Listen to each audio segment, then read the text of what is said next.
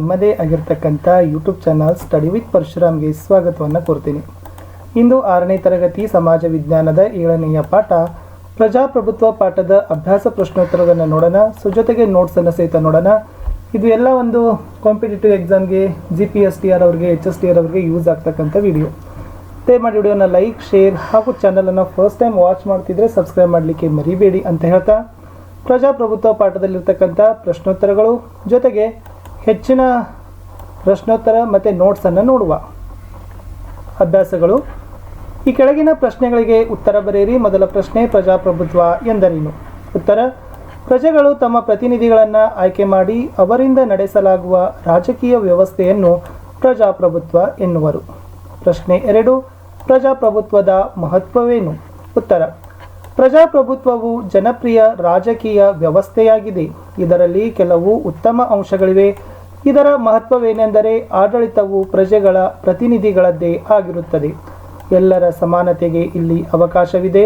ಕ್ರಮಬದ್ಧವಾಗಿ ಚುನಾವಣೆಗಳು ನಡೆದು ಜನಪ್ರತಿನಿಧಿಗಳು ಅಧಿಕಾರ ವಹಿಸುತ್ತಾರೆ. ವಿಷಯಗಳ ಬಗ್ಗೆ ಚರ್ಚೆ ನಡೆದು ಜನಪರ ನಿರ್ಧಾರಗಳನ್ನು ಕೈಗೊಳ್ಳಲಾಗುತ್ತದೆ. ಪ್ರಜಾಪ್ರಭುತ್ವದಲ್ಲಿ ಜನರು ವಿವೇಕದಿಂದ ನಿರ್ಧಾರಗಳನ್ನು ತೆಗೆದುಕೊಳ್ಳುವ ಅವಶ್ಯಕತೆ ಇದೆ. 3ನೇ ಪ್ರಶ್ನೆ, ಭಾರತದಲ್ಲಿ ಮತ ನೀಡಲು ಪೌರನಿಗೆ ಎಷ್ಟು ವಯಸ್ಸಾಗಿರಬೇಕು? ಉತ್ತರ: ಭಾರತದಲ್ಲಿ ಮತ ನೀಡಲು ಪೌರನಿಗೆ ಕನಿಷ್ಠ 18 ವರ್ಷ ಅಥವಾ ಮೇಲ್ಪಟ್ಟವರಿಗೆ ಮತದಾನದ ಹಕ್ಕಿದೆ. 4ನೇ ಪ್ರಶ್ನೆ, ಮತದಾನದ ಮಹತ್ವವೇನು? ಉತ್ತರ: ಪ್ರಜೆಗಳು ತಮ್ಮ ಅಭಿಪ್ರಾಯವನ್ನು ತಿಳಿಸಲು ಮತದಾನವು ಸಹಾಯಕವಾಗುತ್ತದೆ. ಇದು ಎಲ್ಲ ವರ್ಗದ ಜನರ ಪ್ರಾತಿನಿಧ್ಯಕ್ಕೆ ಅವಕಾಶ ನೀಡುತ್ತದೆ. ಇಲ್ಲಿ ಹೆಚ್ಚಿನ ಪ್ರಶ್ನೋತ್ತರಗಳಂತ ಬರ್ತದೆ. ಅದರಲ್ಲಿ ಆಲ್ರೆಡಿ ಪ್ರಜಾಪ್ರಭುತ್ವ ಅಂದರೆ ಏನು ಮತ್ತು ಅದರ ಉತ್ತಮ ಅಂಶಗಳಂತ ಕೇಳ್ತಕ್ಕಂಥ ಚಾನ್ಸಸ್ ತುಂಬಾ ಇದೆ. ಉತ್ತರ: ಪ್ರಜೆಗಳು ತಮ್ಮ ಪ್ರತಿನಿಧಿಗಳನ್ನು ಆಯ್ಕೆ ಮಾಡಿ ಅವರಿಂದ ನಡೆಸಲಾಗುವ ರಾಜಕೀಯ ವ್ಯವಸ್ಥೆಯನ್ನು ಪ್ರಜಾಪ್ರಭುತ್ವ ಎಂದು ಕರೆಯುತ್ತಾರೆ.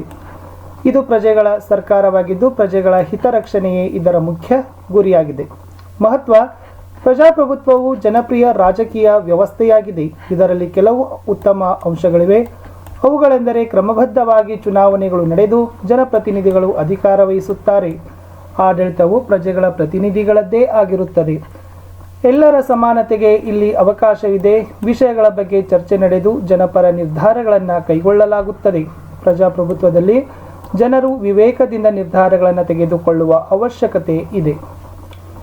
ಇನ್ನು ಈ ಪಾಠದಲ್ಲಿ ಏನೆಲ್ಲ ಇಂಪಾರ್ಟೆಂಟ್ಸ್ ಅದ ನೋಟ್ಸ್ ಇದೆ ಅಂತ ಅನ್ನೋದನ್ನು ಒಂದ್ಸರಿ ನೋಡುವ. ಖಂಡಿತವಾಗಿ ಪಾಠ ನಿಮಗೆ ಅರ್ಥ ಆಗ್ತದೆ. ಮುಖ್ಯವಾಗಿ ಆಡಳಿತದಲ್ಲಿ 2 ಬಗೆಯ ಆಡಳಿತವನ್ನು ನೋಡ್ತೀವಿ. ಒಂದು ರಾಜಪ್ರಭುತ್ವ, ಇನ್ನೊಂದು ಪ್ರಜಾಪ್ರಭುತ್ವ. ರಾಜಪ್ರಭುತ್ವದ ಬಗ್ಗೆ ನೋಡೋದಾದರೆ ಸರ್ಕಾರದ ಎಲ್ಲ ಅಧಿಕಾರಗಳು ಒಬ್ಬ ವ್ಯಕ್ತಿಯ ಕೈಯಲ್ಲೇ ಇದ್ದರೆ ಅದನ್ನು ರಾಜಪ್ರಭುತ್ವ ಅಂತ ಕರಿತೀವಿ. ಇಲ್ಲಿ ಎಲ್ಲವೂ ರಾಜನ ಇಚ್ಛೆಯಂತೆಯೇ ನಡೀತದೆ. ಅವನ ಆಳ್ವಿಕೆಗೆ ಅವಧಿಯ ನಿರ್ಬಂಧ ಇರೋದಿಲ್ಲ. ಚತುರ ಮತ್ತು ಧೈರ್ಯಶಾಲಿ ರಾಜನಿಂದ ರಾಜ ಬಲಗೊಳ್ತದ, ಪ್ರಜೆಗಳು ಸುಖವಾಗಿರ್ತಾರೆ. ಆದರೆ ಪ್ರಜಾಪ್ರಭುತ್ವವೆಂದರೆ ಪ್ರಜೆಗಳು ತಮ್ಮ ಪ್ರತಿನಿಧಿಗಳನ್ನು ಆಯ್ಕೆ ಮಾಡಿ ಅವರಿಂದ ನಡೆಸಲಾಗುವ ರಾಜಕೀಯ ವ್ಯವಸ್ಥೆಗೆ ಪ್ರಜಾಪ್ರಭುತ್ವ ಅಂತ ಕರಿತೀವಿ. ಇದು ಪ್ರಜೆಗಳ ಸರ್ಕಾರವಾಗಿದ್ದು ಪ್ರಜೆಗಳ ಹಿತದ ಮುಖ್ಯ ಗುರಿ ಆಗಿರ್ತದೆ. ಇನ್ನು ಈ ಪ್ರಜಾಪ್ರಭುತ್ವವು ಜನಪ್ರಿಯ ರಾಜಕೀಯ ವ್ಯವಸ್ಥೆಯಾಗಿದೆ. ಅದರಲ್ಲಿ ಬಹಳಷ್ಟು ಅಂಶಗಳು ಉತ್ತಮವಾಗಿದ್ದಾವೆ. ಅಂದರೆ ಆಡಳಿತದಲ್ಲಿ ಪ್ರಜೆಗಳ ಪ್ರತಿನಿಧಿಗಳೇ ಇರ್ತಾರೆ. ಎಲ್ಲರ ಸಮಾನತೆಗೆ ಅವಕಾಶ ಇರ್ತದೆ. ಚುನಾವಣೆಗಳು ಕ್ರಮಬದ್ಧವಾಗಿ ನಡೀತವೆ.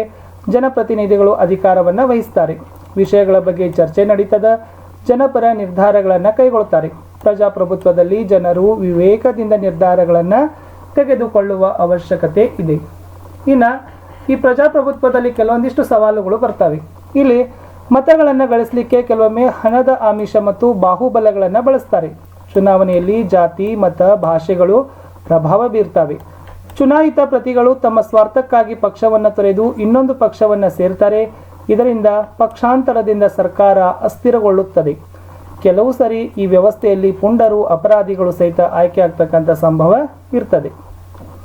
ಪ್ರಜಾಪ್ರಭುತ್ವದಲ್ಲಿ ಜನಪ್ರತಿನಿಧಿಗಳನ್ನು ಚುನಾವಣೆ ಮೂಲಕ ಆಯ್ಕೆ ಮಾಡ್ತಾರೆ.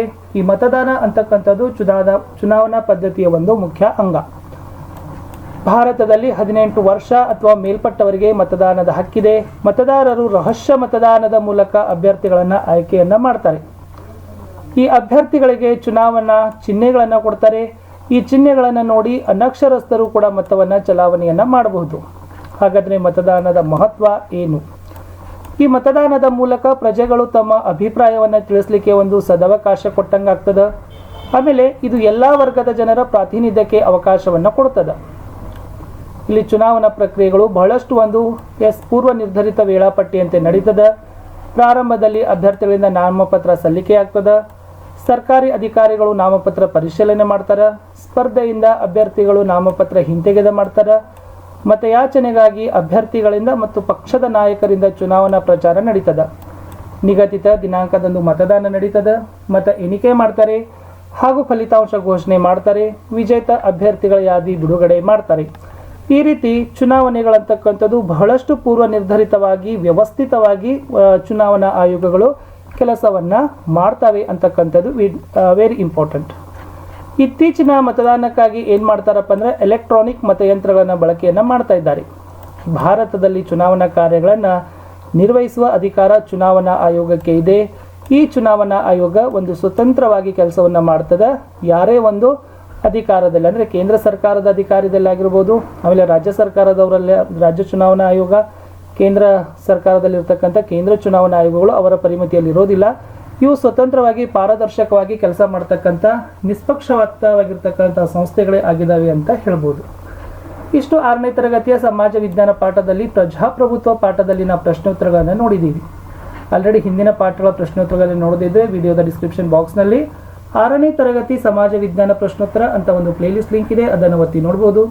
6ನೇ ತರಗತಿಯವರಿಗಾಗಿ ಕನ್ನಡ, ವಿಜ್ಞಾನ, ಸಮಾಜ ವಿಜ್ಞಾನದಲ್ಲಿ ಕ್ವಶನ್ ಆನ್ಸರ್ಸ್ಗಳನ್ನು ಫಸ್ಟ್ ಆಗಿ ಹಾಕ್ತಾ ಇದ್ದೀವಿ. ಸೊ ಬೇರೆ ಬೇರೆ ಕಾಂಪಿಟೇಷನ್ಗೆ ನಿಮ್ಮ ಸ್ನೇಹಿತರಿಗೆ, ನಿಮ್ಮ ಮನೆಯಲ್ಲಿರ್ತಕ್ಕಂಥ ಸಹೋದರ ಸಹೋದರಿಗೆ ಅನುಕೂಲವಾಗ್ತಕ್ಕಂಥ 6ರಿಂದ 12ನೇ ತರಗತಿಯವರೆಗಿನ ವಿಡಿಯೋಗಳು ನಮ್ಮ ಯೂಟ್ಯೂಬ್ ಚಾನಲ್ನಲ್ಲಿ ಇರ್ತಾವೆ. ಅವುಗಳನ್ನು ನೋಡಬೇಕಾದ್ರೆ ವಿಡಿಯೋದ ಡಿಸ್ಕ್ರಿಪ್ಷನ್ ಬಾಕ್ಸ್ನಲ್ಲಿ ನಾನು ನಿಮಗೆ ಪ್ಲೇಲಿಸ್ಟ್ ಲಿಂಕನ್ನು ಸಜೆಸ್ಟ್ ಮಾಡಿದ್ದೀನಿ. ಸೊ ಅದನ್ನು ಒತ್ತಿ ನೋಡಿ ಅಂತ ಹೇಳ್ತಾ, ನಿಮ್ಮ ಒಂದು ಲೈಕ್, ನಿಮ್ಮ ಒಂದು ಶೇರ್ ನನಗೆ ಭಾಳಷ್ಟು ಮೋಟಿವೇಶನನ್ನು ತಂದು ಕೊಡ್ತದೆ. ನನ್ನದೇ ಒಂದು ವಾಟ್ಸಪ್ ಚಾನಲ್ನ ಲಿಂಕನ್ನು ಸಹಿತ ಪ್ರೊವೈಡ್ ಮಾಡಿದ್ದೀನಿ, ಅದಕ್ಕೂ ಕೂಡ ಬಂದು ಜಾಯ್ನ್ ಆಗಿ. ನನ್ನದೇ ಒಂದು ಟೆಲಿಗ್ರಾಮ್ ಗ್ರೂಪ್ ಆದ ಸ್ಟಡಿ ವಿತ್ ಪರಶುರಾಮ್ ಅಂತ ಲಿಂಕ್ ಕೂಡ ಕೊಟ್ಟಿದ್ದೀನಿ, ಅದಕ್ಕೂ ಕೂಡ ಬಂದು ಜಾಯ್ನ್ ಆಗಿ.